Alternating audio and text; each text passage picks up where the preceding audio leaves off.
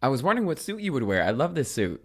Well, thanks. Thank you so much. I almost put a little brooch on too. It's like a little snail, but I didn't want it to click against my mind. Oh, that's smart. That's smart. Mine's silk, so it doesn't make any noise. That's fabulous. I did put this jacket on for you. I'm not trying to flex, but just so you know. You're looking good, my friend. It's all for you, baby girl. Ah, bless you.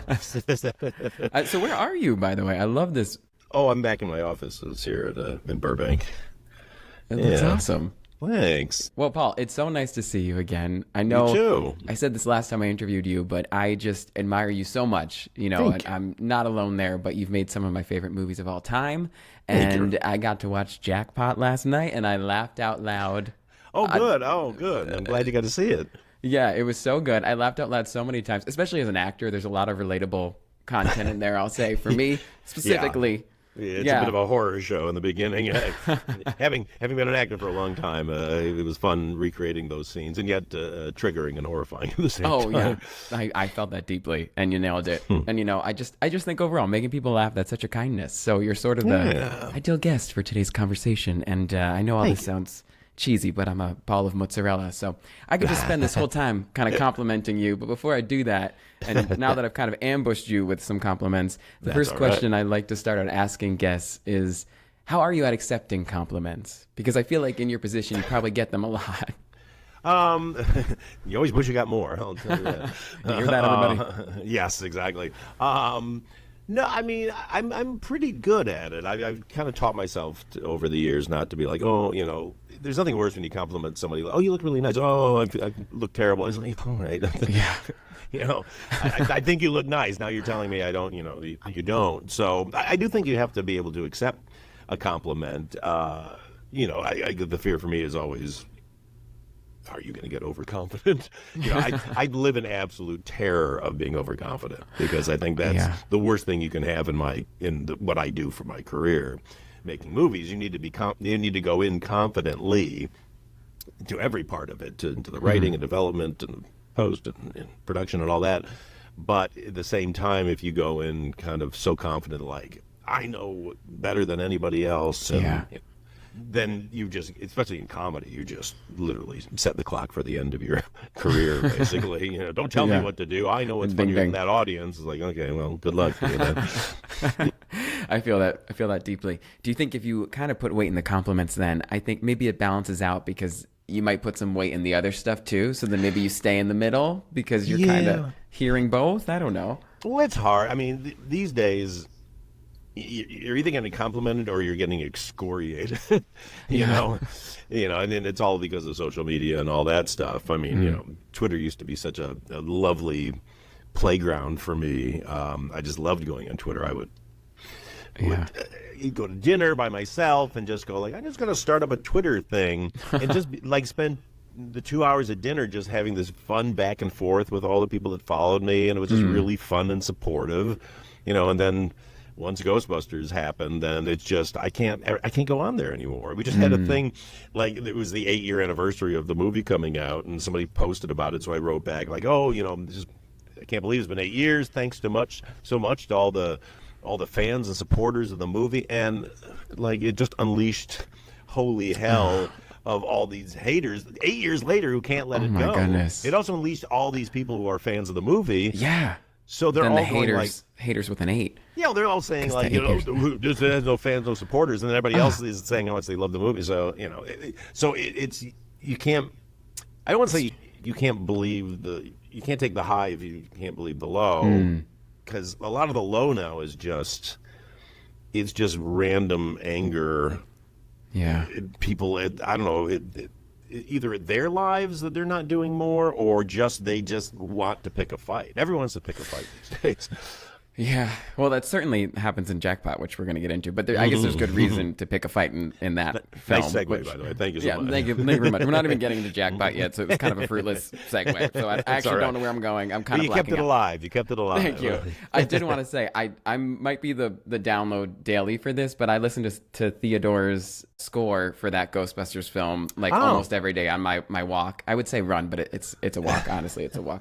But it amps me up, like that. Dun, dun, dun, dun, dun, dun, dun, I love that. yeah. Oh my fun God. fact for your life. That's great. He'll be thrilled to hear that. He's so talented, and he does all my he movies. Did Jackpot, right? He did. He does all my movies, exactly. Devil Wears Prada. I mean, come on. I know. He crushes it every time. Okay, well, to cycle myself back, I'm just getting too excited. To set the context for today's conversation, I would love to know, what do you think your definition of kindness is? Just so we have somewhere to go from. Yeah, to me, kindness is about trying not to ruin somebody else's day. And I think, just my whole life, it's been kind of, I know I never want to make anybody feel bad. It's obviously why I go into comedy. I'm trying to make everybody happy all the time. And I think kindness is just really not preying on people's insecurities, and it takes so little to ruin somebody's day. Just being even if it's just a bad moment for you that you didn't mean, it blows onto them, and then they're stuck with it, and it screws them up, or it can. It depends, how confident you are. Yeah. Self-assured you are, but hardly anybody is confident and self-assured, and secure. So it just takes one little thing. I am. No, I'm not. Nope. Well, you're a rock, my friend. So thank you so much. No, but I think you're so right, and everyone has a different answer to that. Everybody's had a different definition, over the course of these interviews. But I will say, you pretty much had a similar one to Carol Burnett. Not to drop that name into the chat. Wow. There but you go. If that makes you feel good. See, people in comedy, we know. Come on. What we don't want. Retweet. But that must put a lot of pressure on public figures like yourself, because you could be having a human moment, and then maybe at the airport someone's coming up to you saying, I love your movies, but you just dropped hot coffee on your lap and you're like, I don't know what it is. Yeah, exactly. So that's tough. Yeah, that's a lot to take. Like a nice moment always sobers me up. Okay. It's the moments you don't expect, where you think something's going to be a compliment and then it's not, and you're just like, what?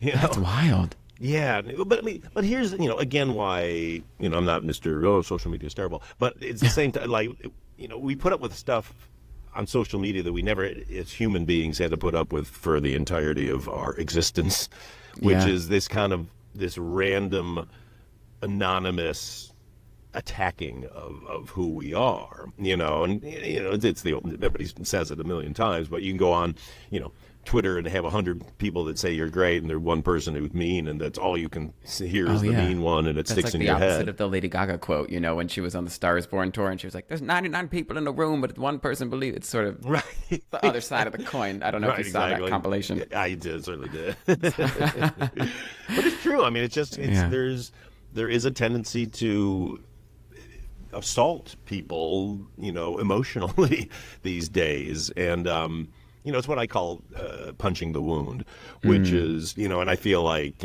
not to mention his name, but, our former president is a master at that. Like, what is your one thing that is you're kind of sensitive about? And there's a bam, bam, they hit it. And that's all of his followers. And then just mean people in general. It doesn't have to be Trump supporters on the internet.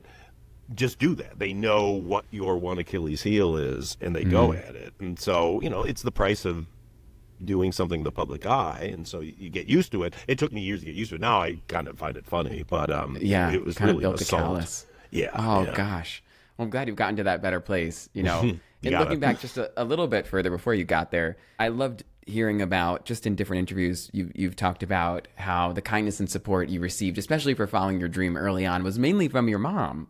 And I wondered how you took that and kind of held on to that dream. I mean, speaking of haters with an 8, you have people coming in along the way. It's hard not to give up, and you pivoted from actor to creative side, although that might have been, I think, Woody Allen inspired from what I read.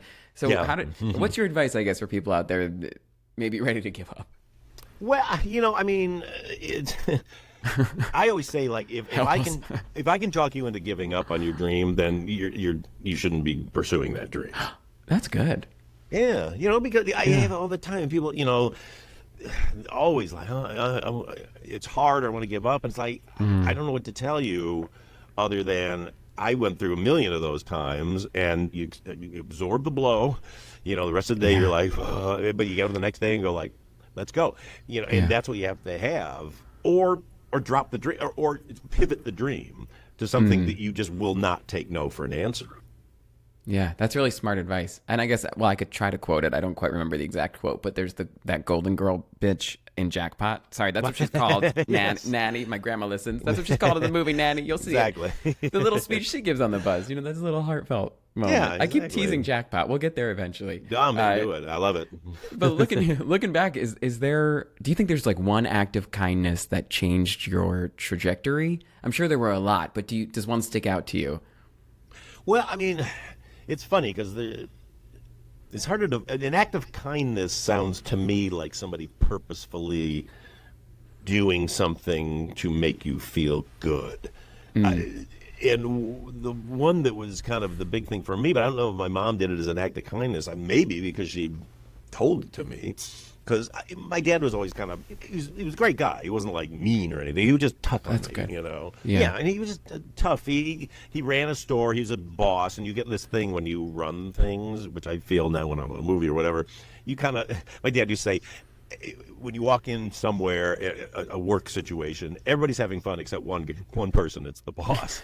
They'll be laughing and all this stuff. And there's one guy walking around or one woman walking around looking dour.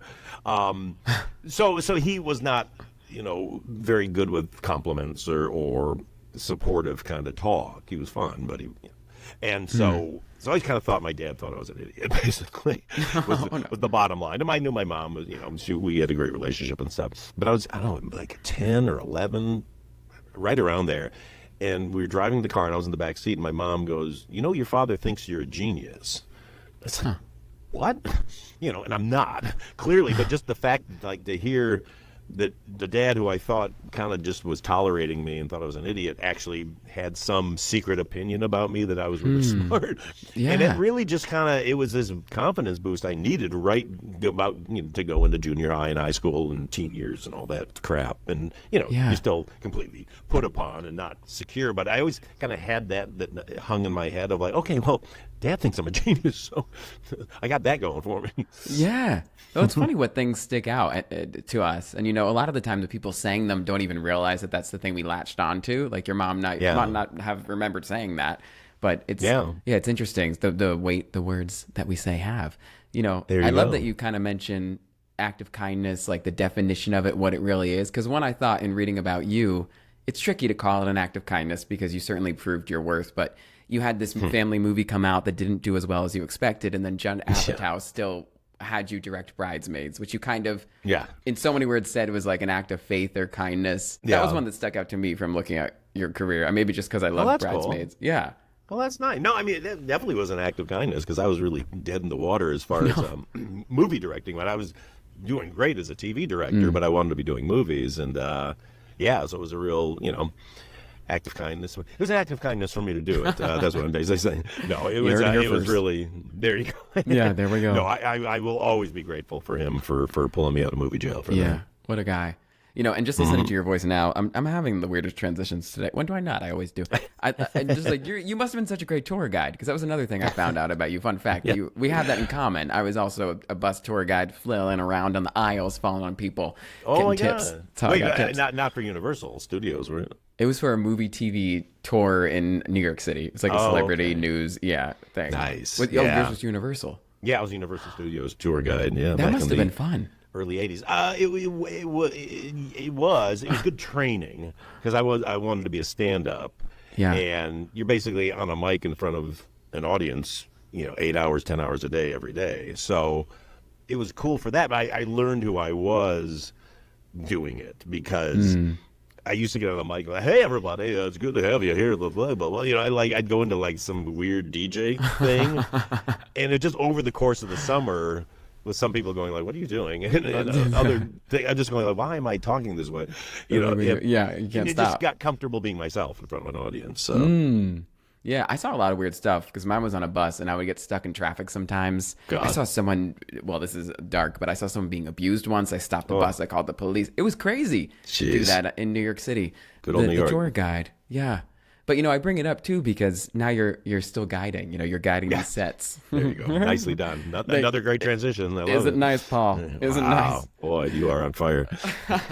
Thank you. Thank you so much. I'd love to pick your brain kind of about guiding sets and creating positive environments. Is that, first of all, is that something you even think about before you start? I would say it's my main goal is to create a safe environment for people to work in. And I, obviously physically safe, yes, but that goes without saying. To me, it's emotionally safe because I was an actor for a long time, and I had pretty good experiences, but there'd just be occasionally like a director or producer, somebody who would just make you feel terrible. And I don't think they knew they were doing it, but it affects you so much as an actor because you're such a raw nerve when you're an actor because all you have is, you are. If they don't like something, they don't like you, basically, because it's just you. You're not playing a piano band or anything. It's your face. Well, sometimes. Well, exactly. So you're doing that too. But you can blame the piano, right? I just went in for that show, Old Mary, and they were like, "Can you play that Broadway show that just came out?" Like, can you play the piano? I'm like, "Yes, I can," and I can, but There you go. No, but so basically, I realize like everything needs to be. It sounds dumb, but positive on set. It doesn't mean you're not like working, try this, try that. But, I had times where I like do something or ad lib or try something. They're like, no, what are you doing? That's terrible. And it's like, and then I just shut down and go like, okay, I'm not going to try anything. And so you're cutting off all this kind of creative energy from the people that you hire. So for me, it's just like, let's start going. I don't really rehearse. We just start shooting. And a lot of times the first take, I'm like, boy, that was nothing like I wanted. That was weird. I don't know what that was. But I don't go in like, no, come on, let's do this. I just go like, cool, that's great. And then kind of start slowly adjusting. Try this, try that, try this. And what happens by the time they get to the performance that I want, most times I'm kind of like, I don't even know if I want that thing that I thought I wanted. I actually didn't know that they were going to do that thing that I thought, that's terrible. But now when I watch it in the sober light of day and not having a preconceived notion of what it should have been, I go like, that's actually cool. And then that's who they were. That's their personality coming out. So I consider that to be kind of a safe environment because they can walk away feeling like they were heard, did their thing, and they also did what I thought I needed or what I did need. And so everybody kind of feels like they contributed, and I win because I've got all this wealth of options. I've got some that are too big, some that are too small, some that are just right, like Goldilocks. Like Goldilocks, exactly. You got the porridge. But that's all it is. I mean, so I never want anybody to feel like, God, I mean, what happens is sometimes people go like, okay, you say everything I do is good. It's like, well, yeah, but I'm saying, but now try this, try that, because I'm not going to say something's bad because it might be good. I don't know. I've had so many times I get in the editing room. The thing I thought was the worst thing that we shot, my editor will put it in, and I'm watching and go like, you know what, that's really good. Yeah. So you just don't know. It's interesting. You don't. And with self-tapes too, it's like you're just not a good judge of yourself. People will pick the one like we don't know. We don't know a lot of things. Self-tape. I'm so glad I wasn't an actor for the self-tape thing. This is actually a self-tape, by the way. Oh, is it really? Oh, good. Yes. Congrats. Yep. Yes, Although congratulations sometimes for you. Thank you. A bad audition in the room is even the worst. Yeah. But I love that you have this wealth because then you have an amazing blooper reel, which I appreciate that you include on Jackpot. I have the best time watching blooper reels. I'm almost like, is that a horror movie? Like people stuck in a blooper reel? I don't know, but I have the best time watching it. I think we're glad you include that. But just getting back to this positive environment you create on set.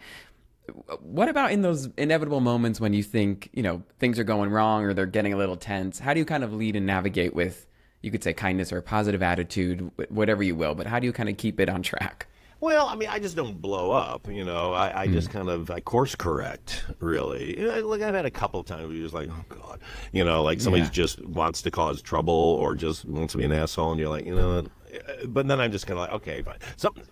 To me, sometimes it's like the revenge is like, okay, great, let's move on, and you're going to be stuck with the performance that you just did, But then that's a self-inflicted wound for me because they don't nail the actor, they nail the director. So, well, everybody goes down basically when somebody doesn't do something well.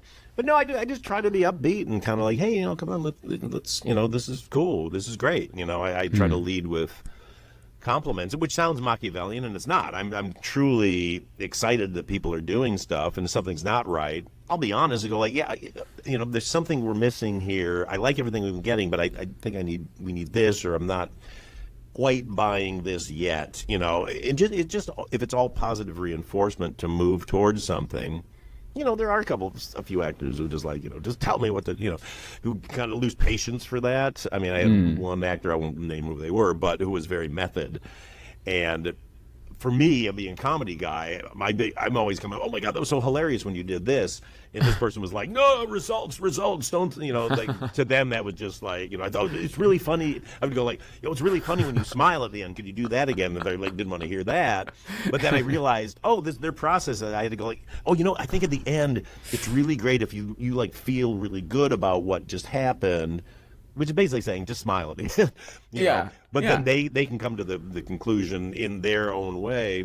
So it's cool. I love everybody's process. It's just the learning their process and not putting them off while you're trying to figure it out. I know, it's the learning curve. It's almost like we could include that on the employee forums. It's like, what's your process? Tell me now so I know that you don't hate me. Well, I did that actually in another when a TV show I was working on, and I'm not naming names, but there was one actor who everybody was like, this person is the toughest, boy, get ready, they're a nightmare, blah, blah, blah, blah, blah. And so I said, take me down to the set. It was the week before. I was just prepping, and I was going to direct the next episode. I said, take me down the set and introduce me to this person.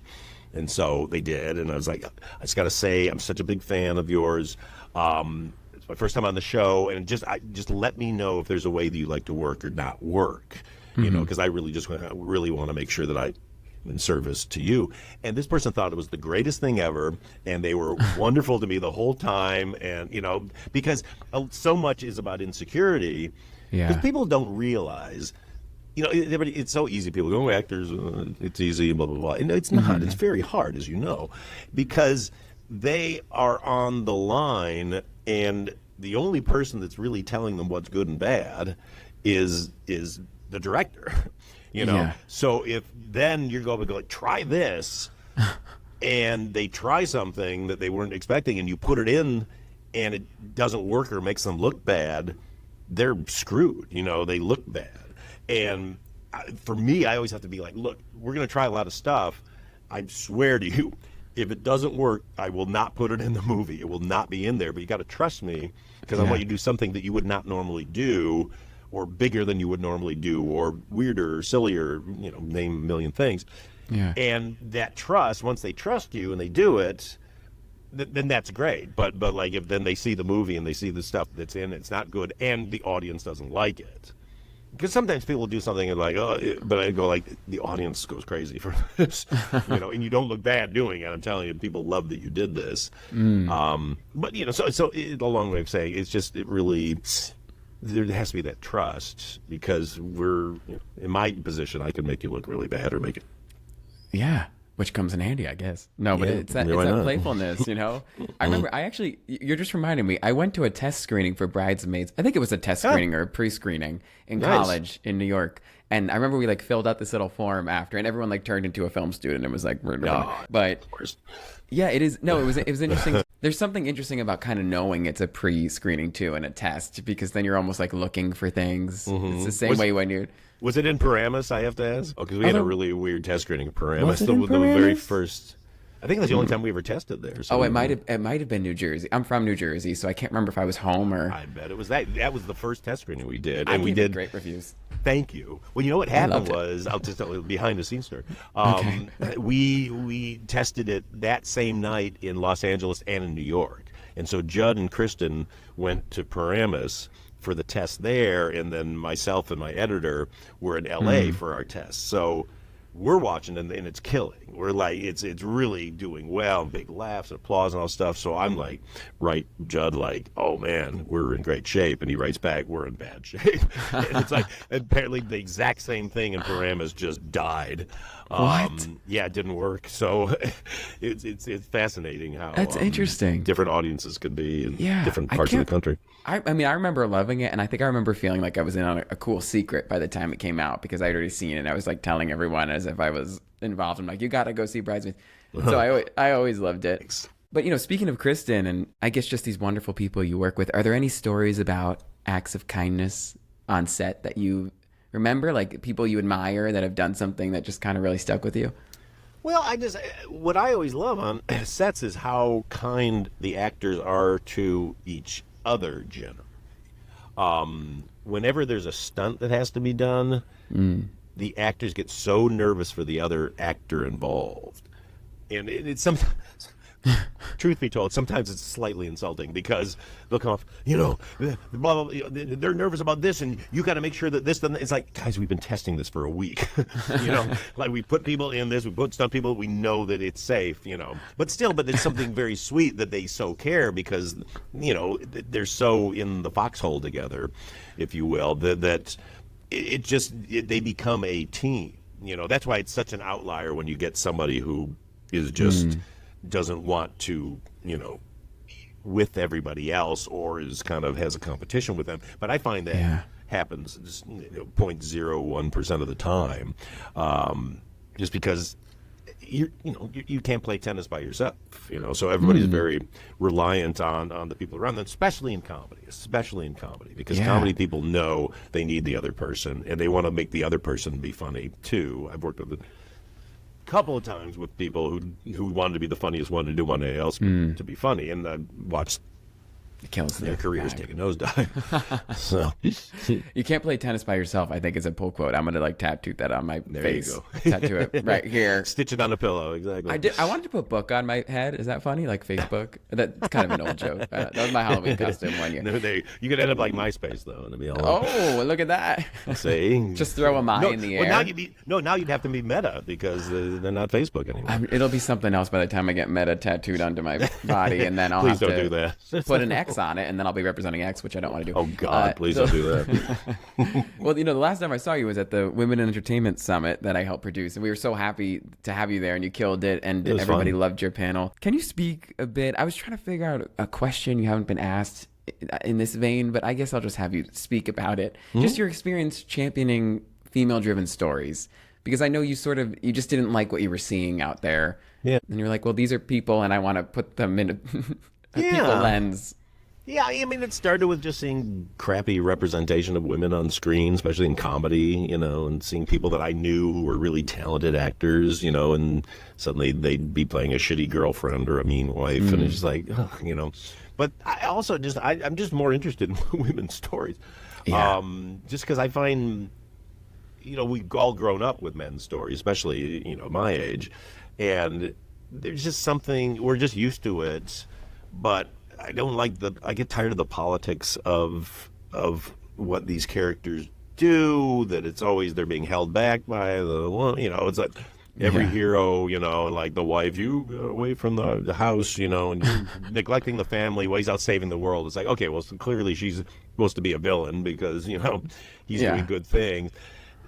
And I don't know, I find the dynamics of women's stories to be much, much more fun and relatable and emotional and funny. I guess I just growing up, all my best friends were girls, and so I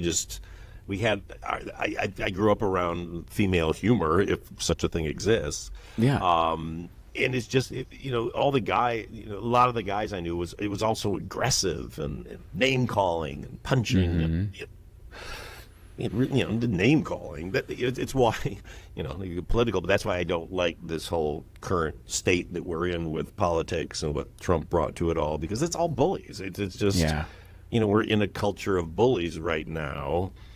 I think the majority of people don't like it, but they also, a lot of people can find it entertaining because of it's going against somebody you don't like or going against the other side. But I just find it sad, I remember my mom would,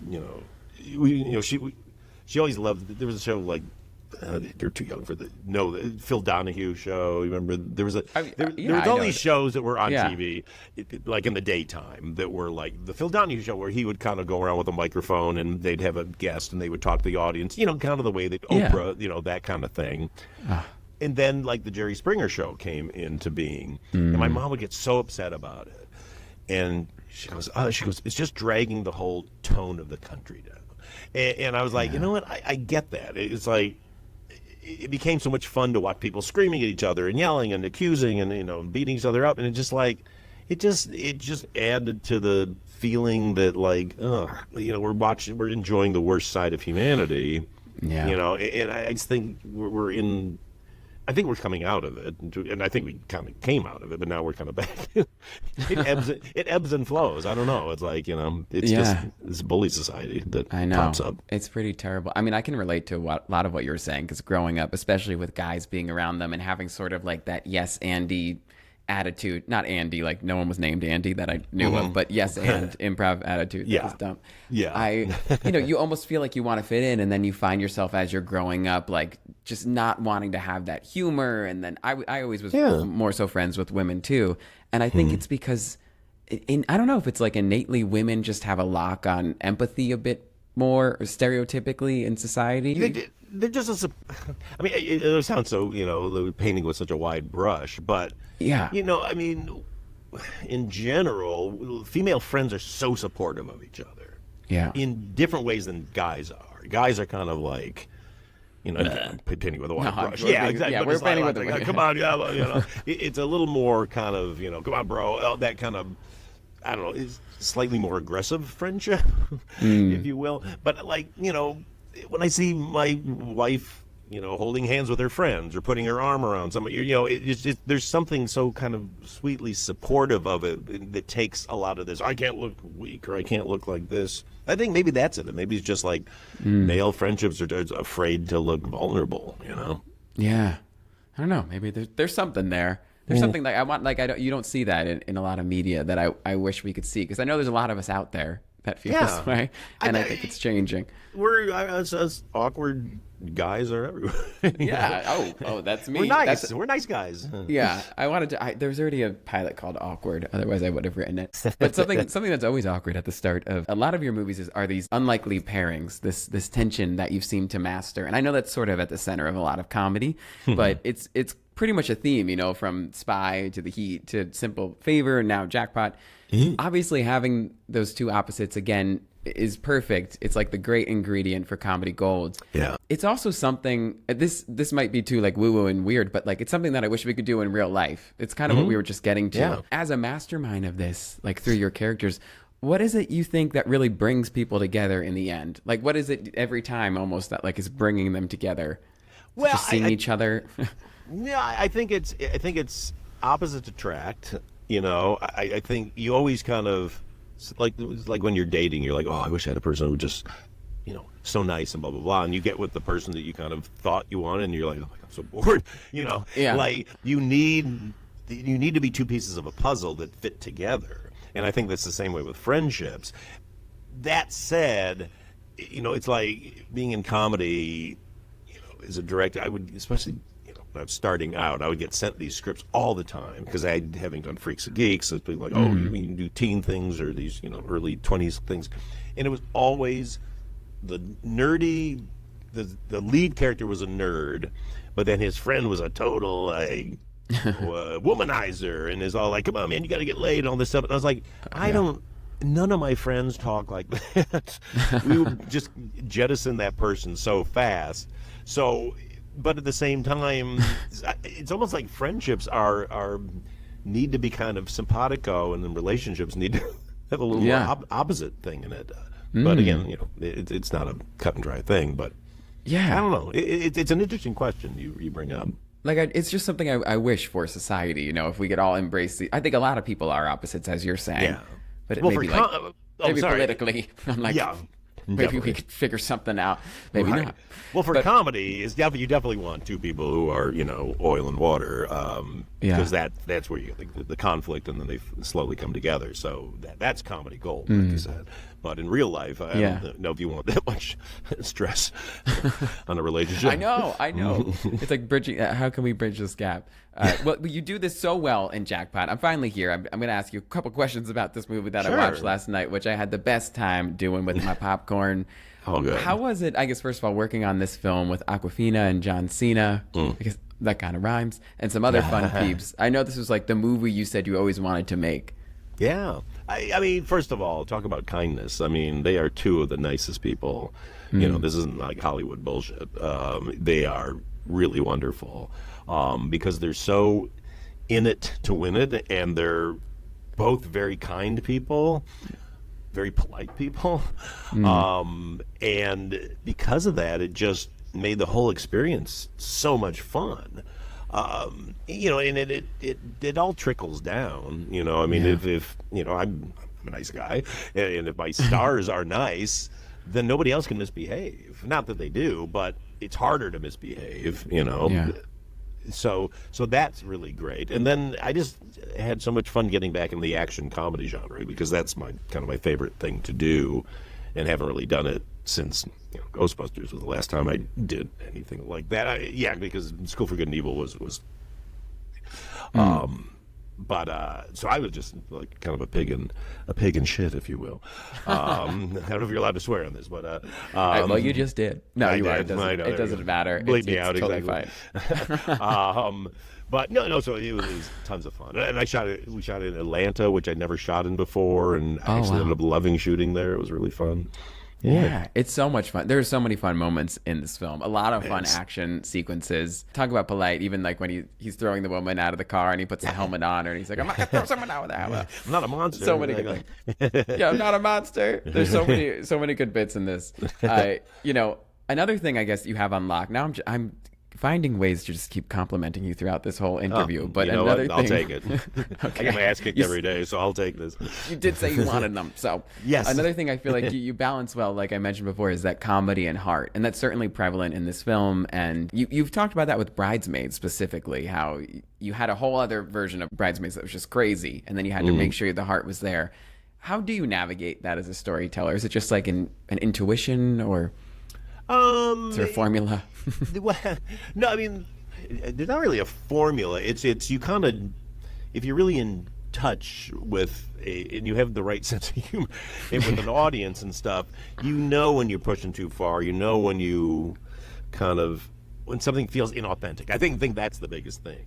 Yeah. And audiences are really sensitive to that now, in the way that they weren't like in the 90s. Like, if you look at 90s comedies, which are hilarious, but they're pretty broad, I mean, Austin Powers and Ace Ventura and all that stuff. Yeah. Hilarious movies. But it's harder to pull that off these days because people now kind of go like, that feels fake, even Jackpot, because we do a lot of test screenings too. I test movies and then we go back and recut them and test them because you find out how far you can push people. And Jackpot, we had partly why there's so many outtakes that we put in the end credits. We had so many jokes, but for some reason they weren't working in the body of the movie because I think they were feeling like jokes to the audience, where they were so caught up in the real emotion of like the whole town is trying to kill you and you got to get away. Stakes are high. Yeah, it's hard to stop and make a quip or something. They got to be sneakily in there, and they have to be kind of in the heat of the moment and feel like a natural response that a funny person would say to a real situation. And then as far as heart, goes, it's just going to be mixed in correctly. You have to have a story that accommodates it, and I've seen over the years so many comedies, they're outrageous, and then suddenly you're in this maudlin scene, you're like, oh my God, like what happened? Yeah. So you got to mix it in, and then when you have the sweetness, then you undercut it with a joke, so it's kind of keeping, you don't do highs and lows, you kind of keep, it's almost like a symphony, you kind of have to conduct it and make sure that it's going along at a level that goes up and down, but doesn't go too high, doesn't go too low, where the audience goes like, ugh, what just happened? I don't buy this. Yeah. Well, standing ovation. I just listened to John Williams, the famous composer. He was on Smartless, which is obviously an amazing podcast. Yeah. And he said something similar. I mean, that's how he sort of thinks of music, that it's in conversation, almost this whole storytelling thing. Yeah. And my question, I mean, I shouldn't have even asked that question because I think it's just part of your gift. It's like having that in your body. But there are so many moments that, I mean, I could throw out buzzwords right now, like LaCroix. There's an Arding Stalls gin. Hey, plugging that in there. There you go. Thank you so much. My own gin. I caught them all. Lots of liquid jokes. There's a LaCroix fight, and I won't spoil it, but it's good. I just say I think that's possibly the funniest joke I've ever had in a movie because how committed Simu Liu is to delivering that joke. is a masterclass in how to deliver the stupidest joke in the world and make it sound like something that somebody really cares about. Yeah. And I'll say nothing else. People have seen the movie, but I just think it's the funniest goddamn thing. Yeah, I was laughing out loud because sometimes you just kind of laugh in your head with comedies, but it's a lot. Mostly for yours, I laugh out loud, and that was one of the moments that really got me. I think because people love seltzer. It's a trendy thing. I will defend it to the end of the day. Yeah, please I think it's great. I do. I like my bubblies. I do love bubbly. Although, pomegranate I think is my favorite flavor. Bubbly blueberry. Anyway. Oh, nice. Yeah, you're welcome for that information. Limoncello is a good one too. Is it? Yeah. Oh, I haven't tried that one. Oh, it's really good. It's very lemony. Okay. Well, I won't continue to spoil this movie. Everybody go see it. I know it kind of ticked the Jackie Chan box for you as well. Yeah. And you said it's a movie you just really wanted to make. Is there another sort of, I'm sure there's a lot, but is there another like dream movie on the horizon? Another sort of style that you're dying to get to? Well, I'm trying to, my goal is to kind of do every genre out there. Yeah. My favorite director was Howard Hawks, who went from gangster movies to screwball comedies to westerns, and did them masterfully all. And so I'm kind of like, that seems like fun to me. I mean, it probably comes partly from the years I did as a TV director, where you'd be on just completely different shows, and you're always like, it's thrilling to go into something. When I first did Nurse Jackie, I was just like, I don't know how to do a medical show. I never watched a medical. And suddenly you're in there and you're like, okay, there's all these consultants, and you figure out the cool way to do it. And so I love that. So I always like a new challenge. Dying to do a musical. Love to do a musical. Yeah. I would love to do a Western. I think that'd be really fun. If you could find one that really appealed, had a broad appeal. Sci-fi, big sci-fi thing would be fun. I just want to tell stories that are great, that are fun, that mean something to people, and that are female driven. Well, you mentioned musical. Hocus Pocus is coming to Broadway. I feel like you should direct it, but I don't know if you want to do Broadway. I'm just, just putting that out. I feel like you would nail Hocus Pocus. I don't know why, but is there a movie out there that you've already had, since we're the Broadway Podcast Network here, that you think would make a great musical?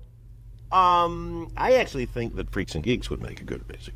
And for years I've been kind of talking to people about possibly doing it and trying, but I just have never kind of taken it to the next level. But I've always felt like that could be a fun world to play with on stage.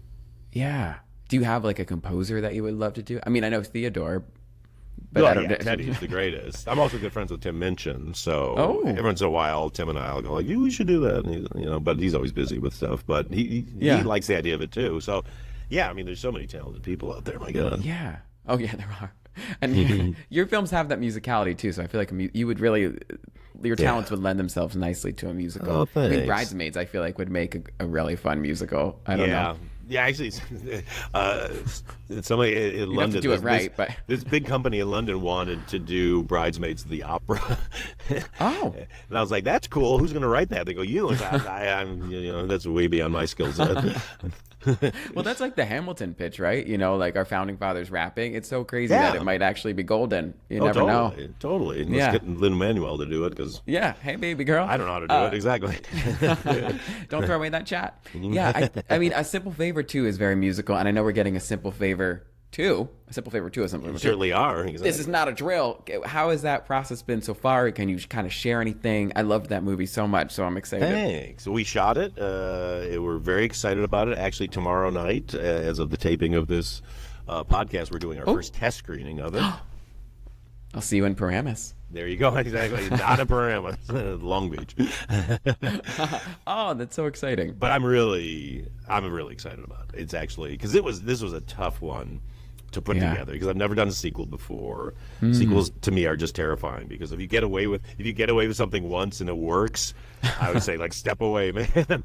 Some magic happened that just kind of was there. So, and the movie does have so many fans. It's just like, all I can do is just disappoint people, with a sequel. No. The feeling, just that's, you're set up for that. I mean, I can count on my hand the number of sequels I've seen that I've gone like, I'm glad they made those. So many times just like, oh God, they didn't need to do that. So we, throughout, we had a script that we worked on for over a year, and when the writer's strike happened, we decided to throw it out just because it was good. It was really fun. I was taking stock of, people were so excited about the movie coming out, fans were, and I was realizing what they were writing you can never try to meet people's you can never try to hit their expectations. You could try to get in the ballpark of them, and then give them something more. Yeah. And I would just kind of like, I don't think this is the world they want to be in with these characters. And I'm really glad we did that, because it's really fun, and it's everything if I was gonna watch a sequel to this movie and I hadn't made it, the original one, I would be happy if this was it. So cheers to that. We'll see if anybody else thinks that, or am I the only one? Yeah, you'll see me outside your window with the sign that's like, "You lied." No. Yeah, exactly. This is terrible. But you have those two are returning. Their chemistry is off the charts, and you're such a character-driven person that I don't see how it couldn't be great, because it's pretty. They are so good at it. Their chemistry is. You're recreating the recipe, so I can't wait to see that. I also can't wait to see if you say yes to playing a surprise game. Yes. Okay, I love games. It's not much of a game. You're going to be like, what is up with this Muppet? It's called the compliment game. And basically, I reached out to someone in your life for like a loving statement about you. I'm going to read it to you, and then you have to guess who said it. Oh, my goodness. Wow. Okay. This is exciting. You can ask me yes or no questions. There's not really any rules, but you get like 3 guesses. Okay. It doesn't matter. There's no rules. Okay, so I'll read it to you, and I will say it's on theme with our chat. Okay. Yeah, you got it. That's exciting. Okay, let me try to read. You've never seen Paul in anything less than a 3-piece suit. Rumor is that he sleeps in a double-breasted Armani. His fashion sense is as impeccable as his comedic timing on set. I loved geeking out with him about Jackie Chan movies. Wow. A little hint in there. Is it a person in the acting profession? It is. Now, 3-piece suits, because actually the last couple movies I made, it was hot, so I didn't wear 3-piece suits as much. Oh, okay. So it had to be from a while back. But we talked about Jackie Chan, so it's not my stunt coordinator, is it? James Young? It's not, but I would love to reach out to James and get another one. There you go, exactly. Couldn't be John Cena, could it? No, but you're getting closer. Awkwafina. No, you're getting close. They might have. I should check my email right now, because they actually might have sent one, because they were gonna send one. But I don't know. But it's not. But you're getting close. I'm warmer. Did I just go through my whole cast list now? Well, you can keep going through it. Is it Simu Liu? Yes, it is. It is. Oh my gosh! Hey, thanks. Thank you, Simu. What a sweetheart. Yeah, how is it working with Simu? Wait, can I do this? Let me see. This is a new feature. Oh. Wow, look at that. Thank you so much. Wow, yeah, I feel like I'm on Rick D's all this. You are. That's an old reference. Well, I understood it. Nobody should give me buttons. Yeah, nobody should give me buttons. Sorry, but you were talking about Simu. I like that. Oh no, he's great. He's really he came in for like 2 weeks to do this role, and he was really lovely. We had so much fun together, and he's such a hard worker, and like I said, he delivered possibly the funniest joke I've ever put on film. So kudos to Simu. It's so good. I was drinking on LaCroix when I watched that. There you go. True story for your life. Again, told you too much random information about me. It all comes around, and I've loved talking with you. It was such an honor. I would love if you could kind of end our time together. Well, I wouldn't love if you could end our time together, but I would love if you could end it by sharing a tangible kindness tip, something you would like listeners out there to do on their own corner to try and make the world a little brighter. I think that every day, everybody you meet, try to find something nice, something that you like about them, and let them know that. Whether it's something nice they're wearing, or their attitude that they say, or they say something funny, or you like their voice, or I just think I'm always saying this to myself, because when I walk down the street, I like to dress up and all that stuff. People will compliment me, and I really feel good, but I'm always afraid of like putting somebody off if I compliment them. And just realizing that, like, people really kind of need compliments, as long as you're not being a creep about it, right?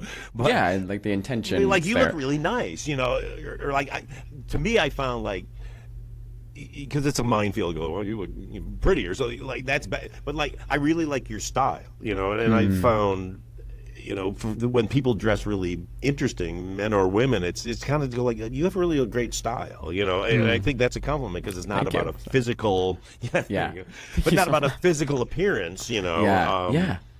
But no, that's really smart because say it's something hard nice. not to make sort of like appearance-based ones, but Yeah. style is different. You're right. Yeah, because I'm not a fan of fashion, but I'm a huge fan of style. Because the fashion is sort of what you're being told you should wear, and style is who you are. Yeah. Ooh, that's another pull quote. Look at And that, I, huh? And I think you love wearing suits mostly because of old Hollywood, right? How they used to dress on Yeah. set back in the day. Yeah. And Totally. you've said that a bunch, but I also love, I think you said last time we talked that it's sort of for the other person. It's for yourself, but the other person too. It's like a Yeah, sign of respect. Very much so, especially people you're working with. Yeah. If you show up in sweatpants, it's like, well, what's your message to the people you're working with? Like, well, I need to be comfortable. I can't pull it together, even though you're dedicating your time to helping me do something I need to be done. So, yeah. Be the I think captain of art- the ship. Dress like the captain. Oh, that's good. Maybe we can make some suit onesie, like really classy suit onesies that you just kind of like zip up. I also love wearing a suit, but sometimes, do you ever feel like it's a lot to put on? Or do you have it down on lock? I mean, I'm so used to it now, but there's definitely times, there are definitely days when I'm like, why did I have to be the guy that wears suits all the time? Can't I just pull out a pair of jeans and sweats? Although I've actually started wearing more jeans with sports jackets and ties. See, so, that's nice. Trying to branch out. Yeah, exactly. There we go. Are you? This is so random, but are you like a one and done tie guy, or does it take you multiple times to tie a tie? No, I can nail it pretty fast. You can nail it. It's hard for me to get the right ratio because I'm a short person. But I don't know. No, you know what it is if you do it enough. If you do it every day for most of your life, it becomes. Although there's still days and you're like, God damn it! Like, it's always when I'm in a hurry, it's like, oh shoot. I always say like it's too Trumpy. Like he does that long tie thing, so I'm always like, my tie too long. It's like, okay, I can't. This is too Trumpy again. I was an intern at NBC and I was a PA for Celebrity Apprentice for the day, and I'll never forget. Speaking of ties, just the amount of makeup on the tie when I went to their shoot. It was interesting. Yeah. Oh my God. Yeah. But if you haven't tuned out yet, because I started talking about ties, thank you all for tuning in, and thank you, Paul. I really I admire you so much, and I hope you never stop making movies, man. You've given so much to the world, so thank you. Thank you. I'll only stop if they won't let me do it anymore. Well, even then, don't stop. I still want to see this movie you made on your own that you haven't released to the world. Thank you. I hope I've that got an gets iPhone. released. It shoots stuff, so I'll do that. Yeah, there we go. Yeah, Nice. I'll send you a great editing software on there.